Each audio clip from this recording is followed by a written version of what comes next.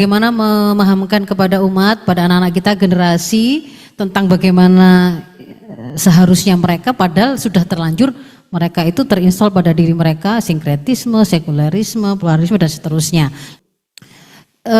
Sebenarnya apa yang tadi kemudian saya tunjukkan bahwa generasi itu akan kokoh atau kuat itu dengan berawal dari memiliki akidah yang kuat, itu bisa dimiliki oleh kaum muslimin, generasi muslim di masa manapun dimanapun.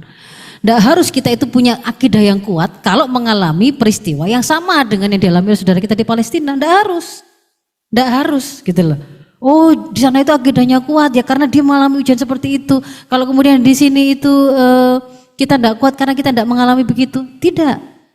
Sebenarnya kekokohan yang sama, ketangguhan yang sama, resiliensi, daya juang, keberanian, hal-hal karakter-karakter positif yang kemudian hari ini nampak pada kaum muslimin di Palestina itu sebenarnya bisa kita miliki, anak-anak kita miliki persis, asalkan apa yang jadi rahasianya itu kita miliki, kita bangun, kita tanam.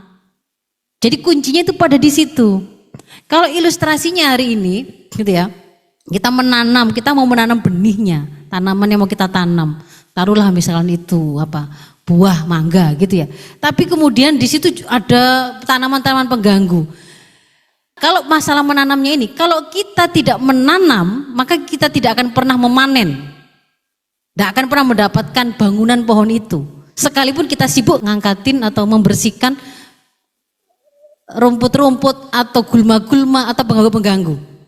Jadi kita counter moderasi, counter sekularisasi, counter pluralisme, tetapi tidak pernah menanam. Ya bersih tanahnya, tapi juga tidak pernah akan dapat pohon itu, paham enggak? Gitu loh. Jadi ya memang dua-duanya itu harus dilakukan. Nah sekarang itu sering kali karena yang memang agak men-trigger orang untuk reaktif itu kan yang negatif itu. Oh mereka itu bullying, dipukul begini-begini. Akhirnya keluarlah sebuah resep narasi. Kalau kamu dibully, lawan. Gitu tak pokoknya, lawan. Tapi kita tidak pernah menanam kepada dia bagaimana karakter, bukan masalah sekedar lawan. Supaya dia tidak jadi korban. Karena faktanya ketika dia itu tidak kita install pemahaman bagaimana seharusnya kamu itu jadi seorang anak yang solih, yang ngerti kebenaran, yang ngerti keadilan, dan kamu ada pada posisi siap membela keadilan dan kebenaran tadi, tidak pernah kita install. Jatuhnya ketika semangatnya itu pokoknya lawan. Kalau kamu dibully, bisa jadi dia itu jatuh pada dari korban menjadi pembuli ketika dia tidak ngerti batasannya lawan. Dia tadi haknya itu sampai di mana tidak ngerti dia, malah salah gitu loh Bu. Hari ini kita memang terintimidasi oleh banyak kerusakan, akhirnya sibuk melakukan counter yang rusak, tapi sama sekali tidak pernah menanam yang seharusnya kita tanam. Dan nggak akan panen benih itu. Jadi tetap menanam konstruksi, yang rusak-rusak itu tetap dicabuti, dekonstruksi.